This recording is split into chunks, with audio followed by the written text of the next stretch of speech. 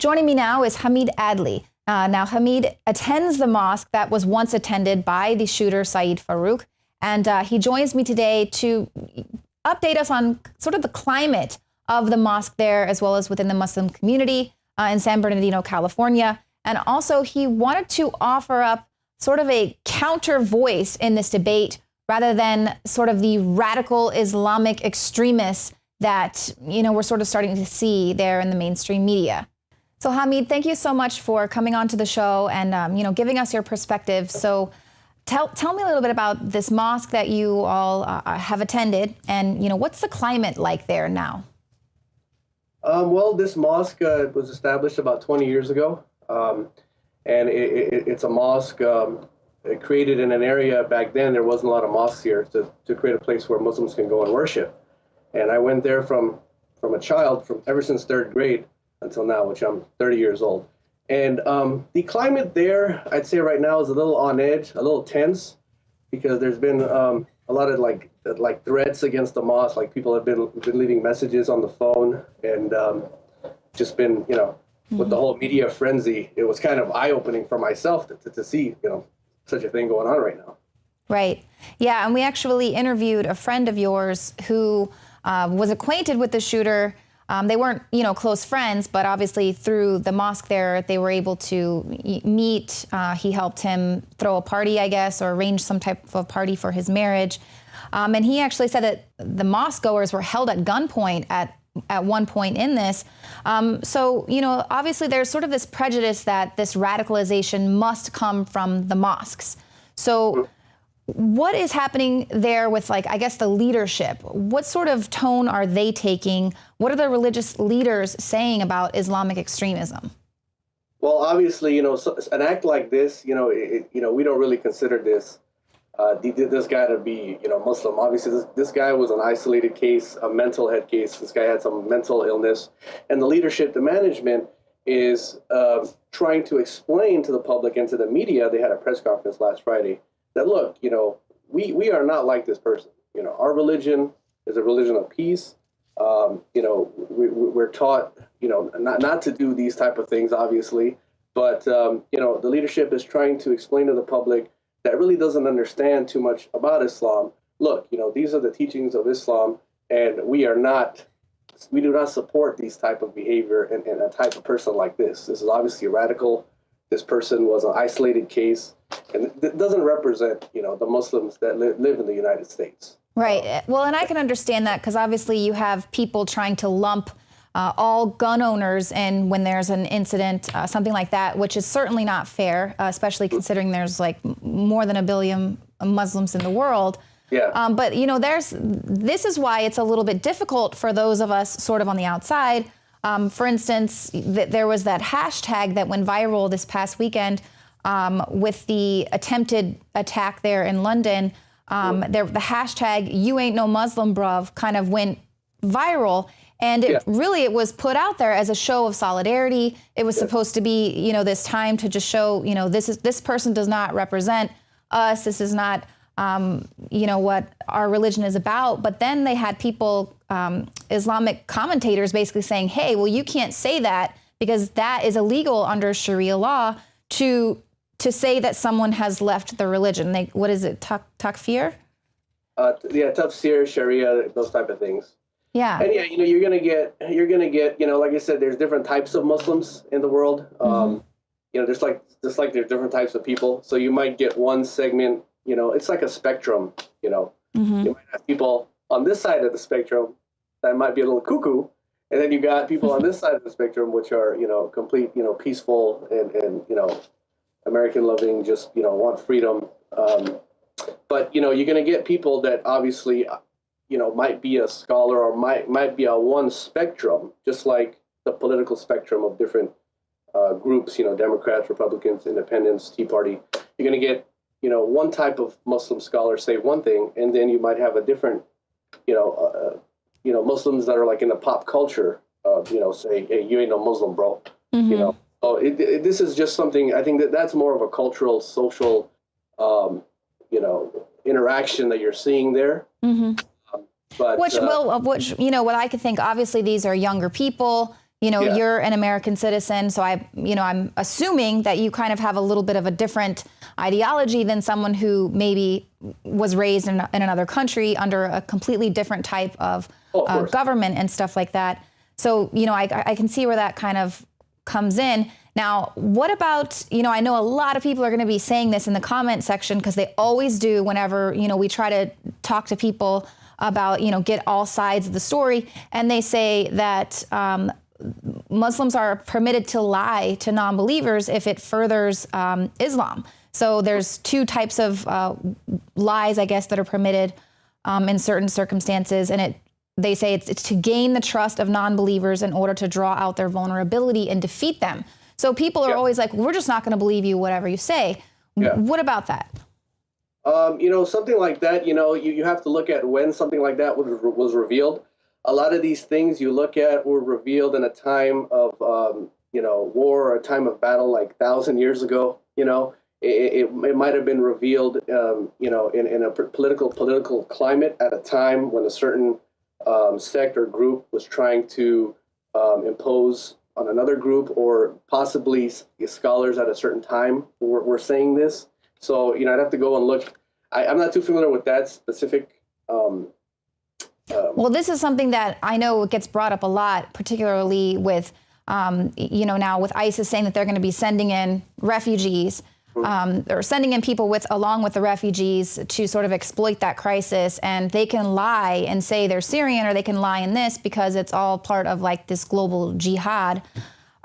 So that's something that concerns a lot of people because they just, they don't know if this is part of the whole plan to kind of play on people's compassion or understanding or whatever. They're, make them vulnerable, which, obviously I know you can't speak for a billion people out there, but I know there are a lot of people that would just, they would kind of throw that out there. So how do you feel like with Donald Trump's recent comments coming out saying, recent Pew polls say 51% of American Muslims here believe that Sharia law should be allowed rather than, the constitutional law.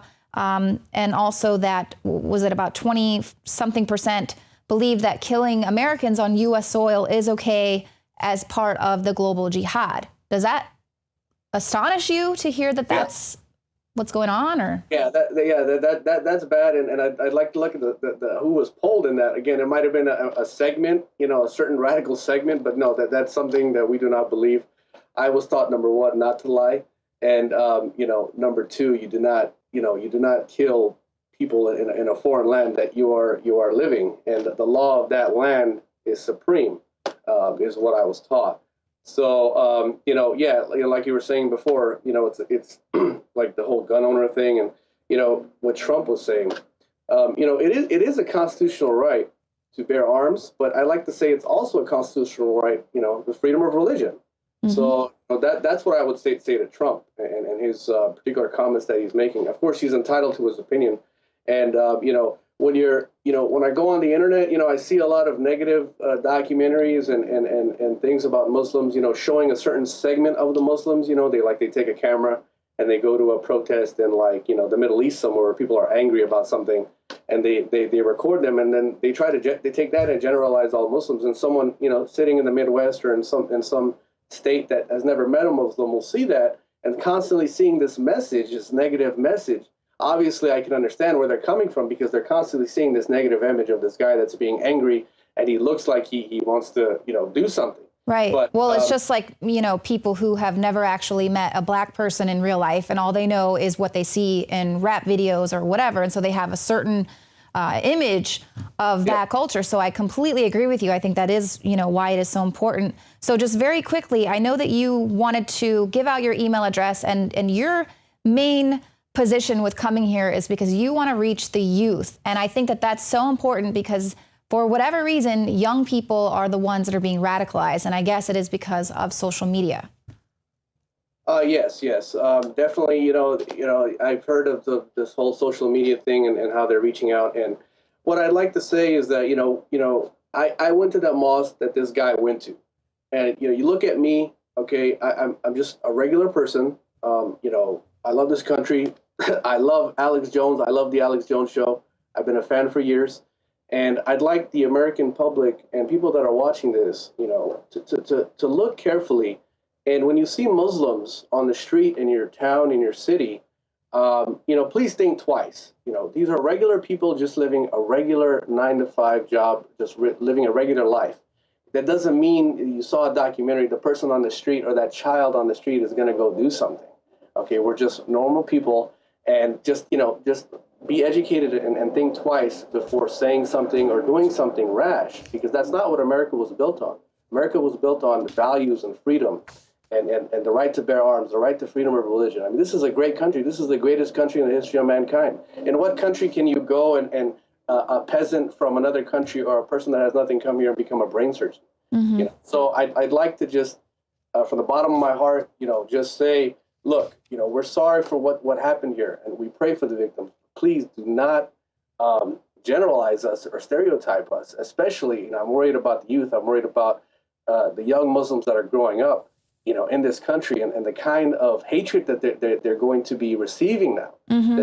Well, also too with that, just very quickly, guys. Sorry, I'm going over here, but just with that, we have people saying that it was a Christmas party that offended them, or perhaps they were making fun of his beard. Things that are these triggers that if you are living here in America, you're going to it's the freedom of speech. Things are going to happen that are going to upset you, but we're kind of seeing this turn now where you're not even allowed to say anything that is going to offend somebody, almost justifying the fact that these people went out and massacred a Christmas party because they were upset by something that the guy posted on Facebook. Yeah, I did hear about that. I did hear, he got an argument with somebody at the party over religion. One of the reporters at the news conference personally told me that the argument happened 2 weeks prior. So I don't know if you guys knew that, but that's one of the reporters there told me. But yeah, like Alex Jones likes to say, we're living in a very politically correct environment. A lot of the word games that are being played, but one of the things, I believe in, obviously, is freedom of speech. So yeah, I mean, if someone said that to him, he should not take that. This guy Farouk, this crazy mentally ill person, should not take that as a reason to go and massacre innocent people. Mm-hmm. That's wrong. And if you have an opinion and you have something to say, say it. That's what I say. This is a freedom of speech. This is one of the rights given to all of us in this country. And yeah, I mean that he shouldn't have taken it that extreme. Right. Obviously. Well, absolutely. Mentally ill, mental head case.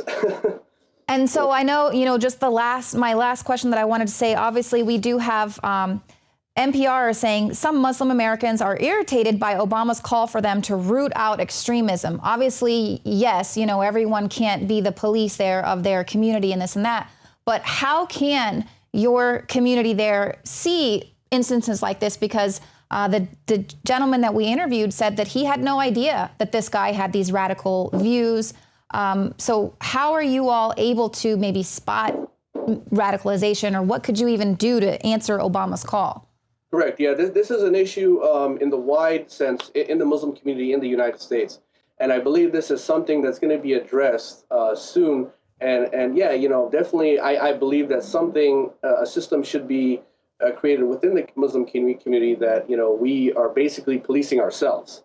So, I can spot, this type of person or give me a profile and say, okay, if a person is being extreme or he's making crazy comments, maybe we should go and approach him as Muslims, modern Muslims, and talk to him and see what's going on there. Mm-hmm. Obviously, there should be some type of vetting process to prevent these type of crazy, innocent, massacres.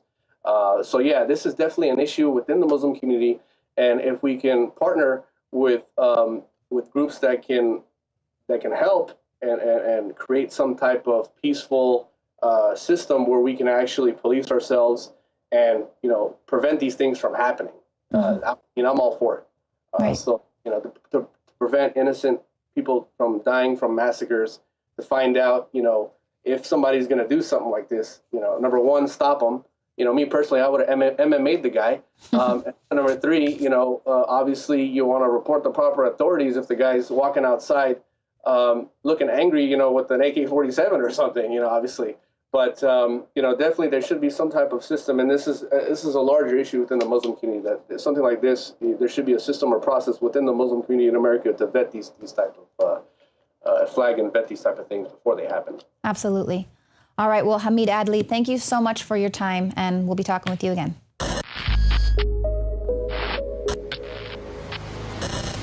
Brain Force is here. Ladies and gentlemen, I've been on this the last few months. You probably noticed I've been more crazed, more focused, less brain fog, more energy, more special reports, and it's because of Brain Force. One of the worst things with most energy products is it's not sustainable, right? You're gonna crash and gonna feel really bad afterwards. This has a bunch of different antioxidants and compounds and polyphenols. Everybody's on these drugs to knock their brain out because the brain's so fried. We kept changing this formula over and over and over again until it became sort of a grand puzzle. For example, the L-theanine inside of it, that is activated by the different compounds in the yerba mate that we put inside of it as well. This just increases the compounds you already have. This is what you're actually designed to run on. Exactly. It's kind of like a car will run on one form of junkie gas, but it runs really good on what it's designed for. You will find Brain Force, Survival Shield X2, and other game-changing products at InfoWarsLife.com or call 888-253-3139.